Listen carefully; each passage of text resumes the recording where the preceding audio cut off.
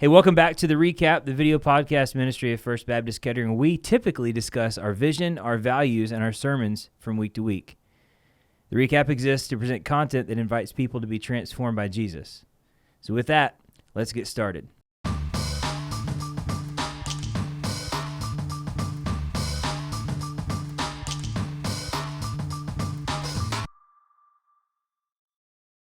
Hey, this week, I know I said typically we discuss topics like our vision or values. Today, I have the opportunity to introduce you to our newest pastoral team member, Pastor Landis, elder, fresh from Denver, Colorado, actually 3 days ago.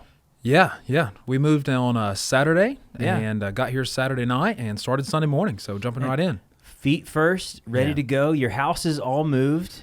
Yeah, sure, well, right. Kinda. Yeah, we have our house, so we close on that today, and then but we don't know when our moving truck's going to get here or any of our stuff. So we're just kind of in a empty house for a little bit. Got it. So hopefully a little sooner than later. So excited. Oh yeah, super. Like a nervous excitement? a little nervous, but just really pumped to be here and just get started, man. I love the vision, the values of this church, and just ready to get jumped in and start serving the church. So one of the things we really emphasize here is our next generation ministry. Mm-hmm. It's a large percentage of our church, a lot of families, a lot of kids, a lot of students. So in your mind, as a student and families pastor, you want to pursue discipling kids and spending time with our teenagers, right? What is first primary for you in student ministry? What would you say is most important? Yeah, I think when I think about student ministry and think how God has gifted me and called me, I think the number one thing that I want to do here is make disciples. Jesus said, "Go therefore and make disciples of all nations." And for me, I feel like that's my marching orders. That's my calling. And I think that's my giftedness, is that I would intentionally build disciple makers of students, of families, and see just a generation raised up in the local church to go out and just pursue their callings, their purposes in this life. And I think that is to further the Great Commission. Like, I want to be a part of a generation that fulfills the Great Commission. So that's what I want to do. So let's talk about that Great Commission mentality, Matthew 28, right? We're all about making disciples.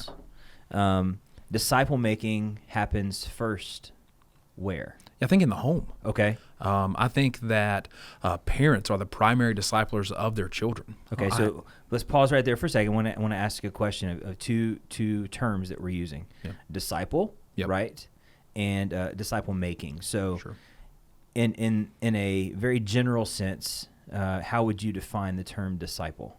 Yeah, someone that is a follower of Jesus Christ. Okay.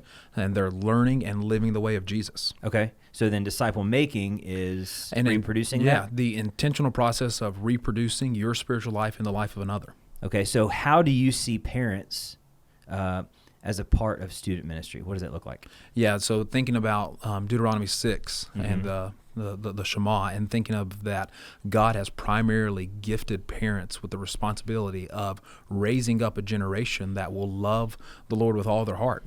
So parents play a critical role in that. So they are, first and foremost, they're following Jesus. They are growing in their Christ-likeness. They are pursuing holiness and sanctification themselves. Okay. And when they're following Jesus, I think that overflows into the life of their children. So they're following Jesus, and then God has tasked them, first and foremost, to replicate their lives in their children.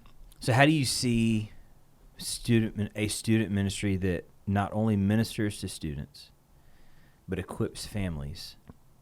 How does that work? That's a really good question. So I think that is kind of the secret of student ministry. So student ministry isn't primarily only about sixth graders, seventh graders, middle school, high school.